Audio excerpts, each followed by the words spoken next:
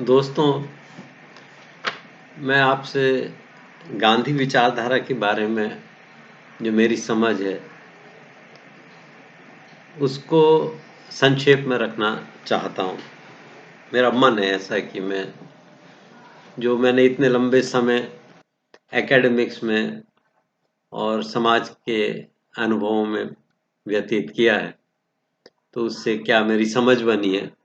विशेषकर विचारधाराओं के बारे में, वो आपके सामने रखूँ। जब हम गांधी जी की बात करते हैं तो सबसे पहले तो हम ये देखते हैं कि गांधी और गांधी विचारधारा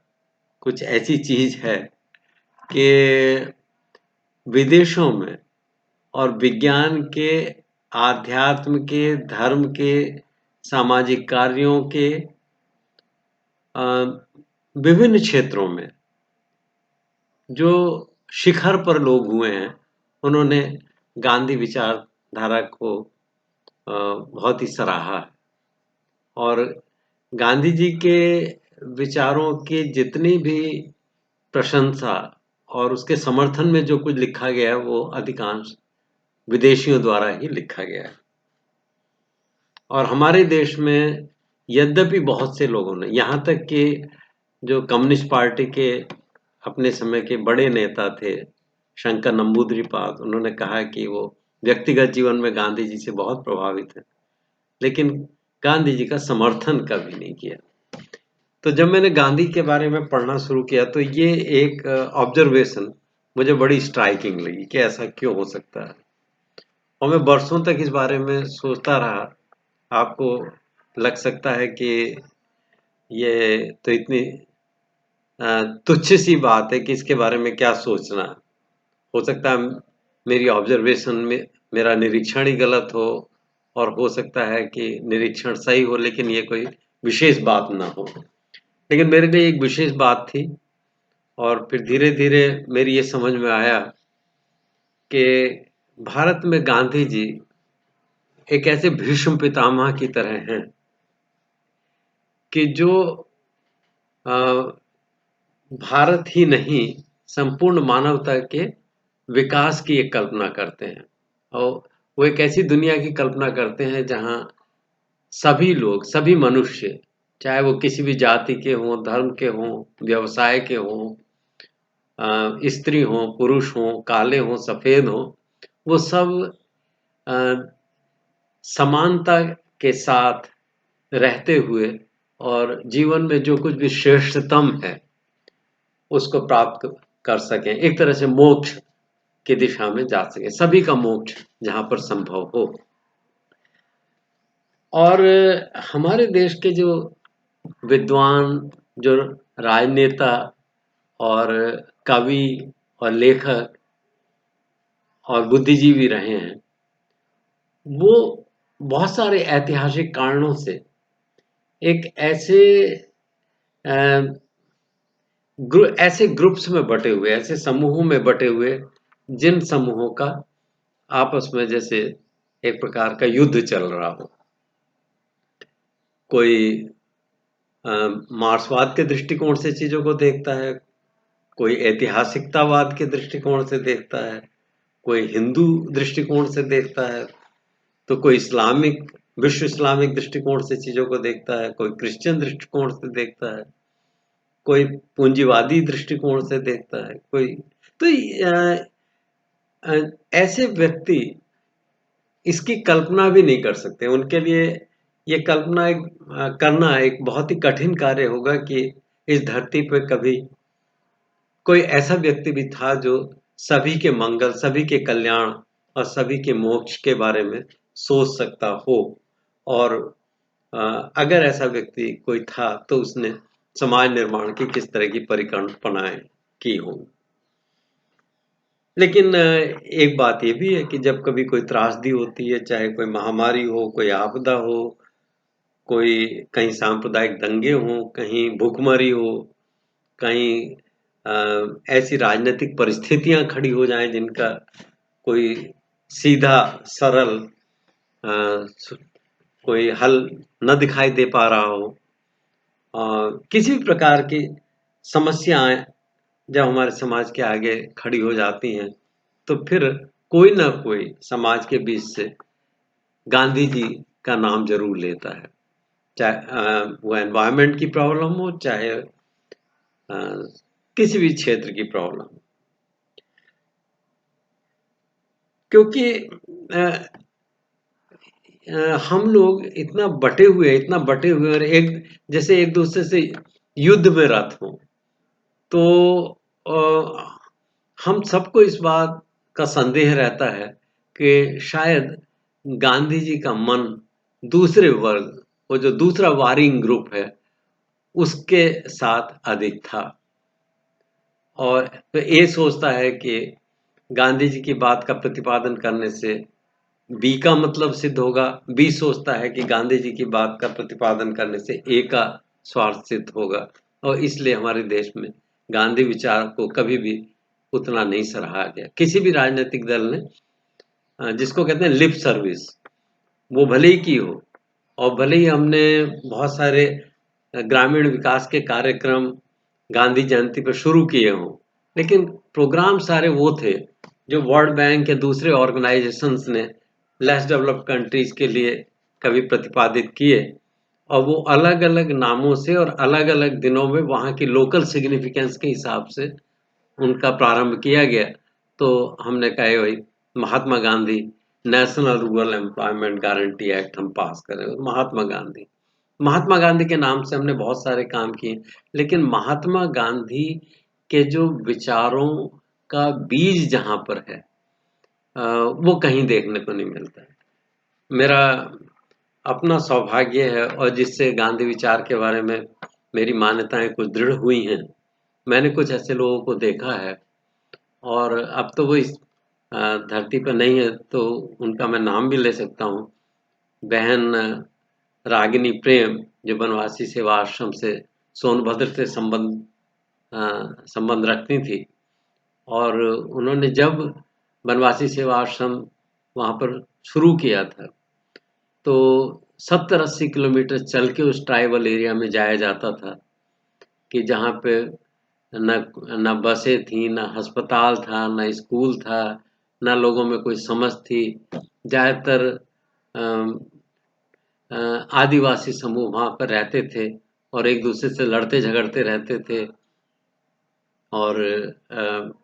विकास जैसी कोई चीज़ देखने को नहीं मिलती। तो ऐसे माहौल में रह के रागिनी जी ने अपना कार्य प्रारंभ किया, और आदिवासियों के, भूमिहीनों के, किसानों के लैंड राइट्स के लिए लंबा संघर्ष किया। मैंने उसी आश्रम में रहते हुए जीडी अग्रवाल को देखा, जो बाद में स्वामी सानंद के नाम से विख्यात हुए, और गंगा की शुद्धिकरण के लिए आंदोलन करते हुए जिन्होंने अपने प्राण त्याग दिए। मैंने कुछ वर्ष पहले बहन जी को आईआईटी में बुलाया था भाषण देने के लिए, और मैं इस बात को देख के अभिभूत हो गया कि हमारे समय में भी ऐसे लोग हैं जिनकी गांधी विचारधारा में निश्चित दृढ़ ऐसी आस्था है जिसको आप हिला नहीं सकते। कैसे इस प्रकार के जो आज का हमारा समाज है, आधुनिक समाज जिसको हम कह सकते हैं, पता नहीं आधुनिक शब्द कितना उचित है इस समाज के लिए, जो भी कहें, ऐसा समाज जहाँ द्वंद्व है, जहाँ भूख है, जहाँ गैर बराबरी है, आदिवासी और अन्यों की समस्या है, धर्म की समस्या है, स्त्री पुरुषों की समस्या, लैंगिक भेदभाव है, और तमाम तरह की समस्याएं हैं, बीमारियां हैं, खेती की समस्या है, और जो वातावरण की, पर्यावरण की, हवा पानी की समस्याएं आज हमारे सामने खड़ी हो रही हैं। तो ऐसे, और उनके साथ-साथ तथाकथित वैज्ञानिक और अंतर्राष्ट्रीय हल हमारे सामने किन-किन रूपों में आ रहे हैं, जो समस्याओं को और अधिक जटिल बना देते हैं। तो ऐसे में ऐसी अविचल दृढ़ आस्था गांधीवाद में रखने वाली एक महिला, उसको जब मैंने देखा, सुना और कुछ दिन उनके साथ बिताए और कुछ वहाँ पे काम भी किया। तो मेरी जो मोटी-मोटी गांधी जी की अंडरस्टैंडिंग थी, वो बहुत बलवती हो गई और मुझे ये बात कहने में कोई हिचकिचाहट नहीं होती कि कहीं न कहीं दिल में जितने भी प्रकार के वाद समय-समय पे मैंने पढ़े या उनके बारे में सोचा या कहीं क्लास में उनकी चर्चा की, उन सब में मुझे गांधीवाद सबसे अधिक प्रभावित करता है। इस छोटे से प्रेजेंटेशन में मैं गांधी का एक प्रत्यय, एक कंसेप्ट आपके सामने रखना चाहता हूँ। बाकी बातें बाद में कभी की जा सकती हैं, और वो है खादी। खादी के बारे में अनेक प्रकार के विचार प्रचलित हैं। एक ज़माना था जब हम खादी को एक मोटे वस्त्र के रूप में देखते थे, जिसे गाँव के गरीब, छोटे किसान या मज़दूर धारण करते हैं, क्योंकि वही है जिसको वो अफ़ोर्ड कर सकते हैं, जिसको वो खरीद सकते हैं या जिसको घर में बना सकते हैं और पहन सकते हैं। और उसके बाद एक समय आया कि खादी का संबंध राजनेताओं से हो गया। कभी-कभी तो डर भी लगता था कि ये जो खादी के सफ़ेद कपड़ों में आदमी घूम रहा है, ये कोई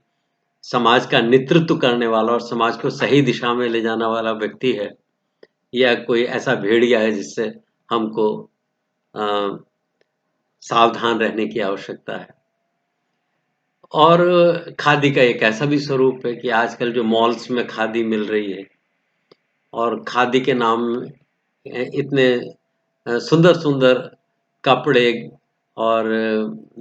परिधान और इतने महँगे परिधान आपको शहरों में देखने को मिल जाते हैं, तो वो भी एक खादी है। मित्रों, खादी मेरी दृष्टिकोण से कोई कपड़ा नहीं है। खादी एक विचारधारा है, एक दर्शन है और मैंने बहुत समय अ, खाली समय जब भी होता है और अक्सर गांधी विचार, समाज की समस्याएँ, मेरी अपनी समस्याएँ, धरती की समस्याएँ जब मेरे दिमाग को बहुत आंदोलित करती हैं, तो ऐसी बातें दिमाग में आती हैं। तो मेरी राय में खादी अ, की 3 अनिवार्य शर्तें हैं। कोई भी चीज़ खादी हो सकती है। खादी ज्ञान हो सकता है, खादी खेल-कूद हो सकते हैं, खादी भवन निर्माण की व्यवस्था हो सकती है, खादी मनोरंजन भी हो सकता है, खादी चिकित्सा भी हो सकती है, खादी कुछ भी हो सकता है। खादी के पीछे 3 प्रमुख तत्व जो मुझे लगता है, जो कुछ थोड़ा बहुत मैंने गांधी जी के बारे में पढ़ा है, या जो कुछ मैंने गांधी जी के बारे में औरों के विचार पढ़े, या जो कुछ सोचा, या आप कहिए कि गांधी जी की जो मेरी नई समझ है, या आप इसको नव गांधीवाद भी कह सकते हैं, वो इस तरह से कि एक तो अ, जिस चीज़ के बारे में, जिस खादी के बारे में हम बात कर रहे हैं, उसके उत्पादन में अधिकांशतः स्थानीय संसाधनों का प्रयोग किया जाए। अगर हम अपने गाँव में या अपने कस्बे में या अपने शहर में कोई ऐसा उत्पादन करते हैं, कृषि उत्पादन हो, गैर कृषि उत्पादन हो, औद्योगिक उत्पादन हो, अर्ध औद्योगिक उत्पादन हो, जिसके लिए संसाधन अमेरिका या चीन या दूसरे दूर-दराज के कई क्षेत्रों से लाने पड़ते हों, तो वो एक सस्टेनेबल या खादी व्यवस्था नहीं हो सकती। किसी ज़माने में कानपुर को हम भारत का मैनचेस्टर कहते थे और यहाँ पर टेक्सटाइल की बहुत बड़ी इंडस्ट्री थी और उसके ह्रास का, उसके पतन का एक बड़ा कारण यही हो गया धीरे-धीरे कि जो इनपुट्स थे, जो रॉ मटेरियल था, जो कपास थी, जो अ उसके उस इंडस्ट्री को चलाने के जो बेसिक साधन थे, वो बाहर से आते थे और वो फिर धीरे-धीरे जो यहाँ उत्पादन हो रहा था और फिर जिस प्रकार के श्रमिक समस्याएं,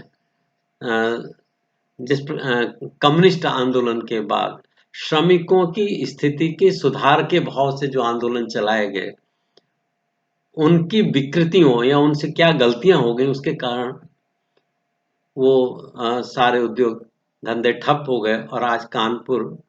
उद्योग के क्षेत्र में कहीं हमको दिखाई नहीं देता। तो मैं ये कह रहा था कि खादी स्थानीय संसाधनों पर आधारित उत्पादन का नाम है। एक जो पहलू है खादी का वो ये है। दूसरा पहलू ये है कि खादी व्यवस्था में जो उत्पादन होता है वो मुख्यतः स्थानीय लोगों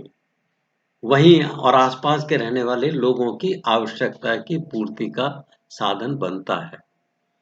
उसका मुख्य उद्देश्य दूसरे देशों को या दूसरे क्षेत्रों को एक्सपोर्ट करना नहीं होता। तो जो इनपुट्स हैं, जो रॉ मटेरियल है, जो भूमि है और जो श्रमिक हैं वो तो स्थानीय है ही है, साथ में उसके उत्पादन का जो लक्ष्य है वो भी स्थानीय आवश्यकताओं की पूर्ति करना ही प्रमुख है। अगर कुछ स्थानीय आवश्यकताओं की पूर्ति के बाद चीजें बच जाती हैं तो उनका विनिमय बाहर के साथ किया जा सकता है, ऐसा तो हम बोल सकते हैं, लेकिन वो भी एक सीमा के अंदर, क्योंकि किसी प्रकार का अतिरेक सस्टेनेबिलिटी में या स्थायी विकास की संकल्पना में कहीं ना कहीं फिर बाधक हो ही जाता है। और तीसरी बात ये कि उस समाज सभ्यता, उस संस्कृति की जो संस्थाएं हैं, जो उसका जो मूल्य हैं, उसके जो मूल्य हैं, जो वैल्यू सिस्टम है, तो उसके वैल्यू सिस्टम, उसके मूल्यों के अनुसार ऐसी ऐसी खादी ऐसी खादी के उत्पादन और लोगों की स्थानीय आवश्यकता पूर्ति के लिए उसका प्रयोग करना एक प्रमुख वैल्यू होती है। मतलब यहां मैं ये कहना चाह रहा हूं कि वो अपने आप में दूसरों से अधिक सुंदर, बेहतर, सत्य के नजदीक और व्यक्ति और समाज दोनों को कल्याण या मोक्ष या मुक्ति या विकास, स्थायी विकास की ओर ले जाने वाला है, ऐसा माना जाता है। मूल्य बहुत इंपॉर्टेंट है। अगर हम स्थानीय स्तर पर जिन संसाधनों की सुलभता हमको है उनको प्रयोग करके स्थानीय स्तर पे कुछ उत्पादित करते हैं, लेकिन उसको हम घटिया मानते हैं, वहाँ के सभ्यता संस्कृति के अनुसार उसको घटिया मानते हैं और बाहर से आने वाली चीज़ों को श्रेष्ठ मानते हैं। जैसे कि हम उदाहरण के तौर पे, इसको उदाहरण ही समझिए, कोई गंभीर बात नहीं है। उदाहरण के तौर पे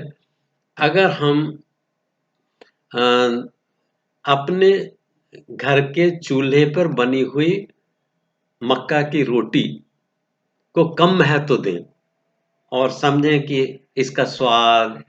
इसकी शक्ल सूरत और इसकी गुणवत्ता वो कम है, और बाहर से आने वाले कोल्ड ड्रिंक्स, पिज्जा, ये वो, ब्रेड, बटर, इन सब चीज़ों को अधिक महत्व दें, तो फिर वो मक्का की रोटी मेरी दृष्टि में खादी नहीं रह जाती, और वो धीरे धीरे समाप्त हो जाती है। खादी की एक प्रकृति है कि वो समाप्त नहीं होती। अगर खादी समाप्त हो गई तो वो समाज की समाप्ति का चिन्ह बन जाती है कि इस आने वाले समाज, इस समाज में आने वाले दिनों में स्थायी रहने, ये बने रहने या और प्रगति करने की संभावनाएं समाप्त हो गई, ऐसा मुझको लगता है।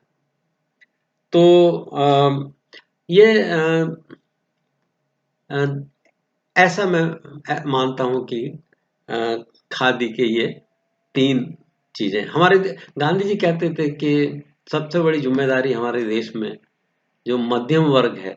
उसके ऊपर है, और क्योंकि मध्यम वर्ग हमारे देश का समाज के मूल्यों के निर्माण में उसका एक बड़ा योगदान था। अगर मध्यम वर्ग पाश्चात्य सभ्यता, जिसको वो पैशाचिक सभ्यता कहते थे, उसने पैशाचिक सभ्यता को अपना लिया और उसने पैशाचिक सभ्यता के जो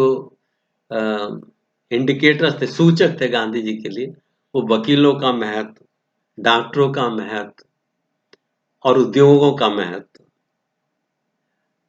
ये थे। और अपनी पहचान और हमारे क्या विकल्प इन सब चीजों के बारे में थे। हमारी जो पंचायत, वकील की बजाय हमारी पंचायत, हमारे पंच, डॉक्टर की बजाय हमारे वैद्य, हमारे प्रामाणिक अनुभविक अ, अ, अ, वैद्य और चिकित्सा शिक्षक अपने जो अपने आसपास की संपदा, आसपास के वनों, नदियों और भूमि के संसाधनों के आधार पर मिट्टी, पानी,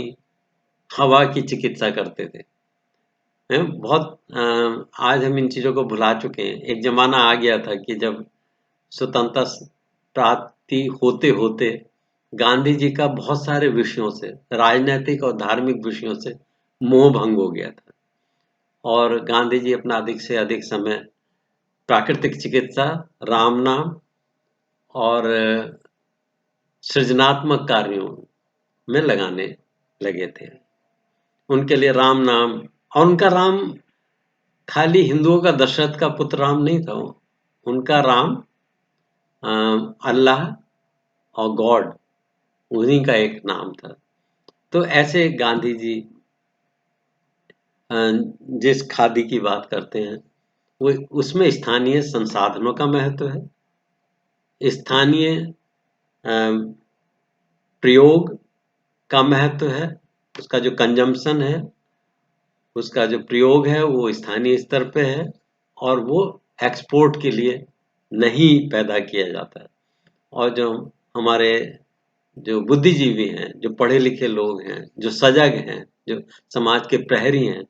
वो इसी प्रकार की चीजों को प्रेरित करते हैं समाज में, उनकी मूल्यों की स्थापना करते हैं। बिना मूल्यों के खादी नहीं रुक सकती।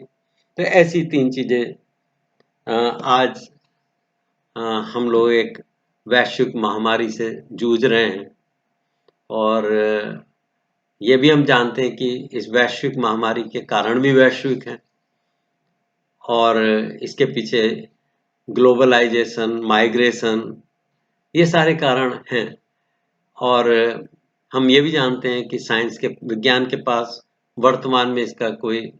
सॉल्यूशन भी नहीं है। और हम ये भी देख पा रहे हैं कि किस तरह से इस समस्या से जूझने के लिए जो हम प्रयोग कर रहे हैं, जैसे कि सोशल डिस्टेंसिंग का है या 2 गज की दूरी बनाने का हमारे प्रधानमंत्री कहते हैं, या लॉकडाउन का है, इन सब चीजों से एक लंबे समय तक हमको सफलता मिल पाएगी ऐसा नहीं कहा जा सकता। क्योंकि आज ही टीवी में हम देख रहे थे कि कुछ मैथमेटिकल मॉडल्स लगा के लोगों ने बताया है कि मई के अंत तक सारी दुनिया में अधिकांश अधिकांशतः कोरोना की समस्या का हल हो जाएगा और किसी देश में 90%, किसी देश में 99%, किसी देश में 99% तक लोग ठीक हो जाएंगे। समस्या खत्म हो जाएगी, कोरोना वायरस खत्म हो जाएगा। लेकिन अभी की जो हम लोगों की समझ है उसके हिसाब से तो 1% भी रह गया, एक केस भी रह गया और हम फरवरी मार्च की स्थिति में चले गए तो जो उसके बाद का जो तांडव था वो फिर आ सकता है। और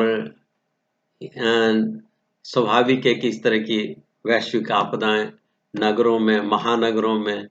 जहां जनसंख्या का घनत्व अधिक है, जिनको कई बार हम अंग्रेजी में घेटो कहते हैं, गरीबों के घेटोज हैं,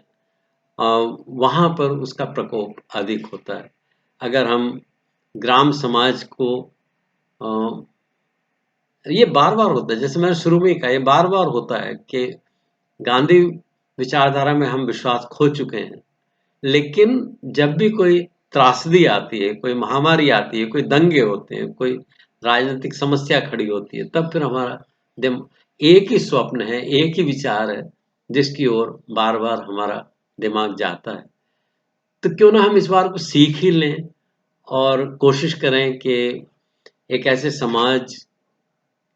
की कल्पना करें, निर्माण करें कि जहाँ लोग छोटे-छोटे समूहों में और गाँव में, जिसको गांधी ने गाँव कहा, ग्राम स्वराज जो ऑटोनॉमस विलेजेस है, विलेज रिपब्लिक की बात थी। और विलेज रिपब्लिक तब तक, ये जो वर्तमान व्यवस्था हमारी पंचायती राज की है, जिसमें कि गाँव को सक्षम बनाने के लिए, गाँव में जागरूकता लाने के लिए, शिक्षा लाने के लिए, गाँव के औद्योगिक विकास के लिए, साफ सफाई के लिए, वहाँ पर स्वास्थ्य के लिए उसे दिल्ली से आने वाले पैसे पर निर्भर करना पड़ता है। ये ग्रामीण व्यवस्था गांधी जी के भावों का मूल रूप से विनाश करने वाली है, समूल नष्ट करने वाली है गांधी विचारधारा को। हमें एक ऐसे गांव की संकल्पना करनी पड़ेगी फिर से, जहाँ की गांव स्वयं में सक्षम हो और स्थानीय संसाधनों द्वारा स्थानीय कंजम्पशन के लिए और स्थानीय मूल्य सिस्टम के हिसाब से वो उत्पादन में रत हों और अपने जीवन को अपने वातावरण के साथ कैसे अच्छे से उसका एडजस्टमेंट हो सकता है, और जिससे हम भी समृद्ध हों, हमारा वातावरण भी समृद्ध हो, और फिर ऐसे ऑटोनॉमस विलेज ही आगे जाके अपने आसपास के क्षेत्र के बारे में सोचें, अपने प्रांत के बारे में सोचें, अपने देश के बारे में सोचें। और ऐसा देश गांधी जी चाहते थे कि भारत का जो उद्विकास होगा, उनकी विचारधारा के हिसाब के भारत का जो उद्विकास होगा, वो सारी दुनिया को एक प्रेरणा देने वाला हो, ये सारी दुनिया के लिए विकास का एक उदाहरण बनेगा। और दोस्तों, जो हम बार बार प्रकार प्रकार की त्रासदियों से जूझते हैं और फिर गांधी स्वप्न की तरफ से देखने लगते हैं, और फिर जैसे ही हमको कुछ हल मिलता है, फिर हम गांधी विचारधारा को भूल जाते हैं। ये गलती अब ना करें और गांधी चिंतन के बारे में थोड़ा सा गंभीर होके सोचें और इस दिशा में प्रयोग करें। मेरा ऐसा मन था कि आपसे इस विषय में